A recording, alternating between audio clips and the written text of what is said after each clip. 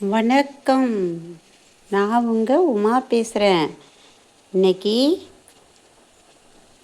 அவித்திக்கீரை சாம்பார் சொல்ல போகிறேன், எப்படி வைக்கிறதுன்னு. சிம்பிளான மேட்டரில்.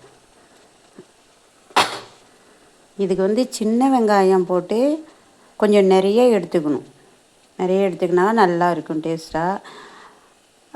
புளி முதல்ல எண்ணெயை தாளித்து ஊற்றி கடுகு போட்டு ஜீரகத்தூள் கொஞ்சம் போட்டுங்க, டேஸ்ட்டாக இருக்கும். மிளகுத்தூள் கொஞ்சம் போனதுக்கு பூண்டு வெங்காயம் எல்லாம் தட்டி போட்டு நல்லா வதக்கி சாம்பார் பருப்பு வேக வச்சதை எடுத்து அதை நல்லா இது பண்ணி கொஞ்சம் தண்ணியாக இருக்கணும். அப்போ தான் இந்த சாம்பார் சூப்பராக இருக்கும். இது என்ன பண்ணோம், நல்லா கொதிக்க விடணும்.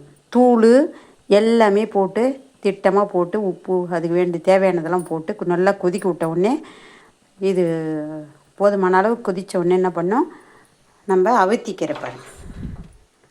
அவித்திக்கீரையை அது அப்படியே கட் பண்ணி போடுங்க. 3ஆக கட் பண்ணி அப்படியே போட்டிங்கன்னா அந்த சாறு இறங்கும். நம்மளுக்கு சாறுங்க அப்படியே இறங்கும். இது வெயில் காலத்தில் ரொம்ப நம்மளுக்கு ஹீட் அதிகமாகிடுச்சுன்னா அல்சர் இருந்தவங்க இல்லைங்களா, அல்சர் வந்தால் தானே நம்மளுக்கு கேன்சர் வரும். அதனால் இது ரொம்பவும் அதுக்கு சரியான இது மருத்துவம் இது தான்.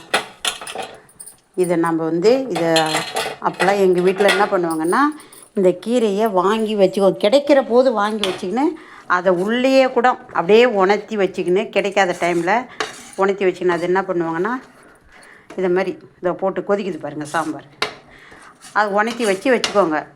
அப்புறம் எப்பயாவது இதை மாதிரி அவித்திக்கிற சாம்பார் தண்ணியாக வச்சு இதை நல்லா முருங்கைக்கீரை சொன்னேன்ல, அது அப்படியே போட்டு இறக்கணும். இது 2 நிமிஷமாவது கொதிக்கணும். ஏன்னா இதில் ஒரு சிறு கசப்பு மாதிரி இருக்கும்.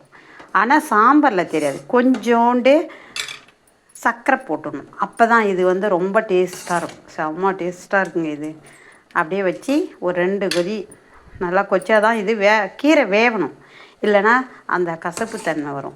இப்படி வச்சு சாப்பிட்டோம்னா நம்மளுக்கு அந்த அல்சருக்கு கேன்சருக்கெலாம் டாட்டா பாய் சொல்லிடலாம். ஆமாங்க, அவ்வளோ இது முக்கியமான வைத்தியம் இது. பெரும்பகுதி இந்த டிரைவராக வேலை செய்கிறவங்களுக்கு, இந்த வெயிலில் இது ரொம்ப இதாக இருக்கிறவங்களுக்கெல்லாம் இது இந்த சாம்பார் வாரத்தில் 2 தடவை எடுத்துக்கணும். ரொம்ப நம்மளுக்கு எந்த வித இது இருக்காது. கொஞ்சம் பூண்டு போடணுங்க, பூண்டு கொஞ்சம் போட்டு நல்லா செய்யணும். இது நம்மளுக்கு அல்சருக்கும் கேன்சருக்கும் முக்கியமான ஒன்று. கொஞ்சம் இதை அப்படியே கிளறி கொடுத்துக்கினே இருக்கணும். அந்த கீரை ஃபுல்லாக இது பண்ணணும். நம்ம எடுத்து வச்சுக்கின்னு காலையிலே செஞ்சிட்டா கூட மருந்து 3 வேலைன்னுவாங்க. நம்ம காலையிலே கூட இதை போட்டு கொஞ்சம் இட்லி தொட்டுங்க. இதுக்கு இன்றைக்கி இதை செய்கிறோன்னா நீங்கள் அது எடுத்துக்க தேவையில்ல. அந்த கோதுமை தோசை சப்பாத்தி இதெல்லாம் தேவையில்லை. இட்லிக்கு தோசையை ஊற்றி இதை நல்லா தொளர வச்சு சாப்பிடுங்க. நல்லா பிசைஞ்சி கொடுத்து கூட சாப்பிடுங்க. அப்போ தான் இது அந்த வைத்தியத்துக்கு இது மதியமும் சாப்பிட்லாம், நைட்டு ஒரு நாளைக்கு தானே.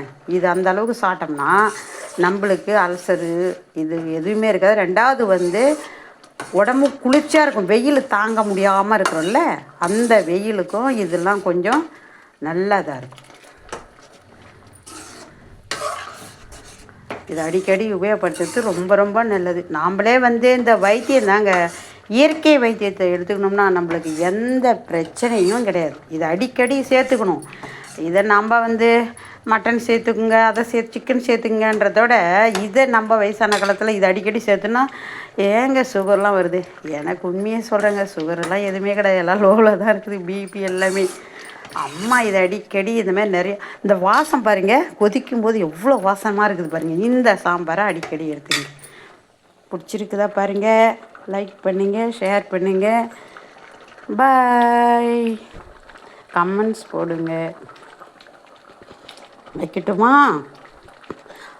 ரொம்ப நாளாக உங்ககிட்ட பேசவே இல்லை. எனக்கு உடம்பு சரியில்லாமல் இருந்ததுங்க. அதனால தாங்க ஒரு வேளை தான் நான் இப்போலாம் போட்டுக்கின்னு இருக்கிறேன். கொஞ்சம் லேட்டாகிடுது, சாரிங்க, கோச்சிக்காதீங்க. இருந்து கொஞ்சம் பார்த்து விடுங்க. பாய்.